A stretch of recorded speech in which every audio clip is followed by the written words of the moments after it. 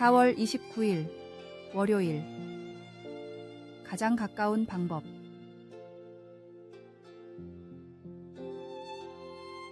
서로가 옆집에 사는 친한 친구 2명이 있었습니다. 두 친구가 서로의 집에 찾아가는 방법은 2가지입니다. 하나는 집을 나서서 바로 옆에 있는 집을 찾아가는 방법이고, 다른 하나는 반대쪽으로 지구를 한 바퀴 돌아 찾아가는 방법입니다. 바로 옆에 있다는 사실은 가장 가깝게 갈 수도 혹은 가장 멀게 갈 수도 있다는 뜻입니다. 몇 분이면 갈 수 있는 옆집을 지구 반대편으로 멀리 돌아가려는 사람은 세상에 한 명도 없을 것입니다. 그러나 만약 집과 집 사이가 도저히 넘을 수 없는 장벽으로 막혀 있다면 친구를 만나기 위해서는 지구 반대편으로 돌아가는 방법뿐입니다. 허무맹랑한 이야기 같지만 많은 사람들이 이와 비슷한 사고방식으로 신앙생활을 하고 있습니다. 예수님은 믿기만 하면 바로 구원받을 수 있는 옆집과 같은 은혜를 허락하셨습니다. 그러나 사람들은 이 가까운 길을 멀리 돌아가려고 합니다. 조금만 더 즐기고 나중에 때가 되면 완전히 믿어지면 기적을 보여주신다면 예수님은 이미 우리와 하나님 사이에 있던 죄의 벽을 완전히 허무셨습니다. 그 사실을 믿고 주님을 영접하는 것이 가장 빠른 구원의 길입니다. 가장 가까운 방법이자 유일한 방법인 예수님의 보혈로 완성된 구원을 영접하십시오. 말씀. 복음에는 하나님의 의가 나타나서 믿음으로 믿음에 이르게 하나니 기록된 바 오직 의인은 믿음으로 말미암아 살리라 함과 같으니라. 찬송 443장. 아침 햇살 비칠 때. 오늘의 만나. 주님, 생사화복을 주관하시는 주님을 철저히 믿어 큰 복받게 하소서.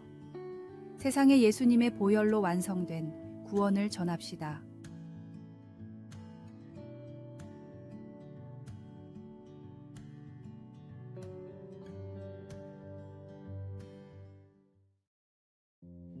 (4월 30일) 화요일. 주시는 것을 사용하기. 호주의 브리즈번 시청은 1920년대에 세워진 눈부신 건축물입니다. 흰색 계단은 미켈란젤로가 그의 다비드 조각상에 사용한 대리석과 같은 채석장의 대리석으로 뽐내고 있고, 첨탑은 베니스의 성 마르코 대성당의 것을 모방했으며 구리도문 남방우에서 그 크기가 가장 컸습니다. 건축가들은 원래 첨탑 장식으로 거대한 평화의 천사를 설치할 생각이었지만 문제가 생겼습니다. 남은 예산이 없었던 것입니다. 이것을 해결하기 위해 배관공 프레드 존슨이 나섰습니다. 그는 변기 물탱크와 오래된 가로등 기둥, 그리고 고철 조각들을 이용하여 거의 100년 동안 이 시청 건물의 아이콘이 된 공을 장식으로 만들어 첨탑에 올렸습니다. 프레드 존슨이 그가 가진 것을 사용한 것처럼 우리도 크든 작든 우리가 가진 것으로 하나님의 일에 동참할 수 있습니다.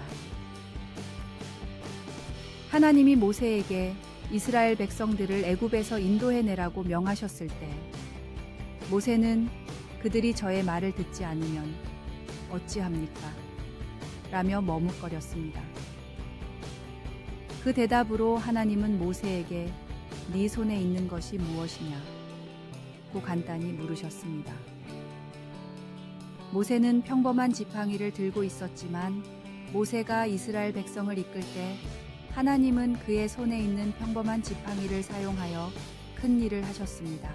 이 지팡이는 뱀으로 변하며 모세에게 그저 믿음을 가지고 따르면 하나님이 나머지를 책임진다는 것을 보여줬습니다. 우리가 가진 것이 보잘것없는 것처럼 보일지 몰라도 하나님과 함께라면 우리가 무엇을 가지고 있든 그것으로 충분합니다. 하나님은 그분의 일을 위해 우리의 일상적인 것들을 택하여 사용하십니다. 말씀, 여호와의 인자와 긍휼이 무궁하심으로 우리가 진멸되지 아니함이니이다. 이것들이 아침마다 새로우니 주의 성실하심이 크시도소이다. 찬송 393장. 오 신실하신 주. 기도. 주님, 매일을 우리 삶의 새로운 시작을 선물로 주시며 당신의 긍휼과 신실함 속에서 우리가 새 희망과 용서를 발견할 수 있도록 인도해 주소서. 우리의 매 순간이 당신의 사랑으로 재부팅되어 당신의 위대한 이야기 속에 더 깊이 편입될 수 있게 하소서. 아멘.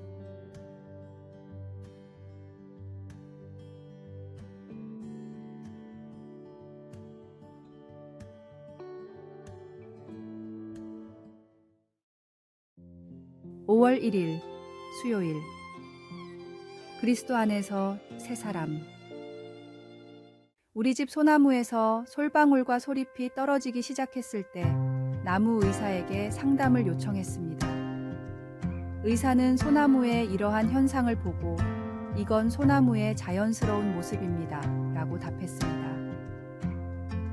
나는 더 자세한 설명이나 해결 방안을 원했지만 의사는 소나무는 원래 그런 것이라며 별다른 조언 없이 어깨를 으쓱했습니다. 소잎이 떨어지는 것은 자연의 불변의 법칙을 따르는 것임을 알게 되었습니다. 하지만 다행히도 우리의 영적 삶은 변하지 않는 행동이나 태도의 한계에 묶여 있지 않습니다. 바울은 에베소의 새 신자들에게 이러한 자유를 선사하는 진리에 대해 강조했습니다. 이방인들의 총명이 어두워지고 마음이 하나님께 닫혀 있는 상태에서 그들은 더러운 것들로 굳어지고 방탕과 탐욕의 삶을 살았습니다. 그러나 바울은 우리에게 예수님에 관하여 듣고 그분의 진리를 알았다면 썩어져 가는 옛 습관을 벗어던지고 새롭게 되어야 한다고 가르쳤습니다. 우리의 옛사람이 유혹의 욕망으로 말미암아 썩었음을 인지하고 대신에 하나님을 따라 의와 진리에 거룩함으로 지으심을 받은 새 사람을 입자고 권고했습니다. 또한 바울은 새롭게 사는 방법에 대해서도 조언했습니다.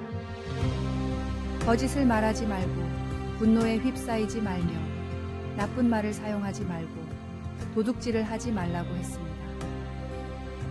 그 대신 자신의 손으로 열심히 일하여 가난한 이들을 도울 수 있게 하라고 했습니다. 그리스도 안에서 새 사람이 된 우리는 구세주의 길을 따라 부름에 합당한 삶을 살아갈 수 있습니다. 말씀. 하나님을 따라 의와 진리의 거룩함으로 지으심을 받은 새 사람을 입으라. 찬송 289장. 주 예수 내 맘에 들어와. 기도. 사랑하는 예수님, 오늘 새 사람을 입고 주님을 더욱 닮아가게 하소서. 아멘.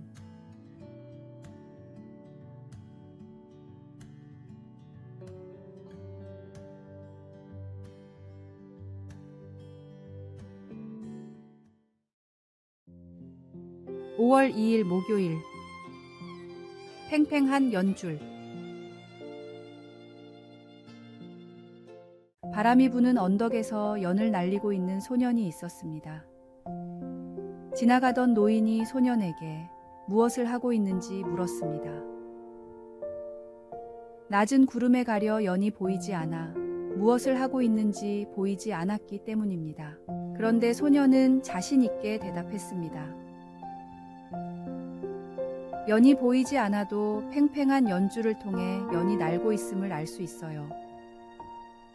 우리는 하나님의 존재를 일상에서 더욱 느껴야 하는 시기를 지나고 있습니다. 때로 신앙의 길을 걸으면서 지치는 때가 있습니다. 위기의 순간도 찾아옵니다. 선지자 엘리야도 그랬습니다. 바알과 아세라의 선지자들과의 영적 전투에서 승리한 엘리야는 이세벨의 말에 광야로 도망쳐 어두운 동굴에 숨었습니다. 엘리야를 부른 것은 크고 강한 바람도 지진도 불도 아니었습니다. 주님의 작은 소리였습니다. 지쳤을 때가 중요합니다. 놀라운 것, 확실해 보이는 것, 신비한 것을 찾으려 하면 잘못된 곳에 이를 수 있습니다. 이단과 사이비 종교는 그런 점을 노립니다. 내 마음이 더 피곤할수록 주님의 작은 소리를 나의 힘으로 삼으시길 바랍니다. 말씀. 또 지진 후에 불이 있으나 불 가운데에도 여호와께서 계시지 아니하더니 불 후에 세미한 소리가 있는지라.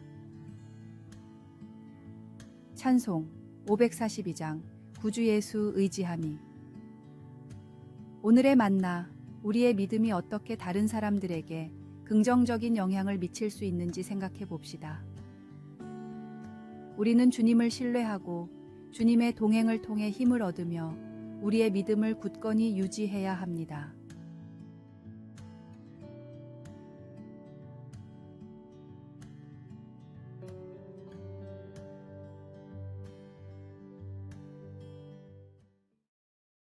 (5월 3일) 금요일.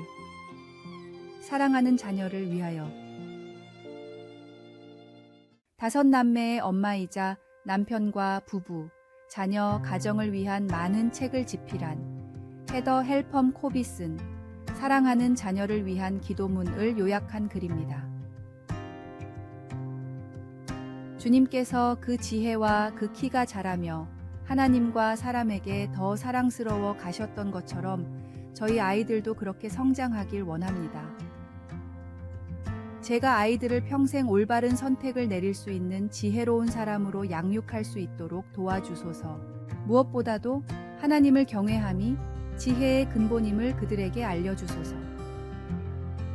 주님은 지식과 지혜의 근원이십니다. 주님께서는 지혜를 구하는 자들에게 지혜를 주시겠다고 하셨습니다. 자만심, 질투, 이기적인 야망 같은 주님으로부터 온 지혜가 아닌 것들을 멀리하게 하소서. 순수, 동정, 겸손, 자비, 공정함, 그리고 신실함 같은 생명의 보화들을 자녀에게 주소서. 주님을 개인적으로 만나고 영접하는 것이 가장 뛰어난 지혜이자 지식이라는 사실을 아이들이 기억하게 하소서. 예수님의 이름으로 기도합니다. 아멘. 모든 것이 풍족한 이 시대에도 우리 자녀가 주님 안에서 지혜와 믿음이 더하여 자라나도록 기도의 탑을 쌓아 주십시오. 말씀. 예수는 지혜와 키가 자라가며 하나님과 사람에게 더욱 사랑스러워 가시더라. 찬송 570장. 주는 나를 기르시는 목자. 기도. 주님이 보내주신 아이들을 성경 말씀으로 잘 양육하게 하소서. 아이들의 마음에 확실한 복음의 씨앗이 심겨지도록 양육합시다. 아멘.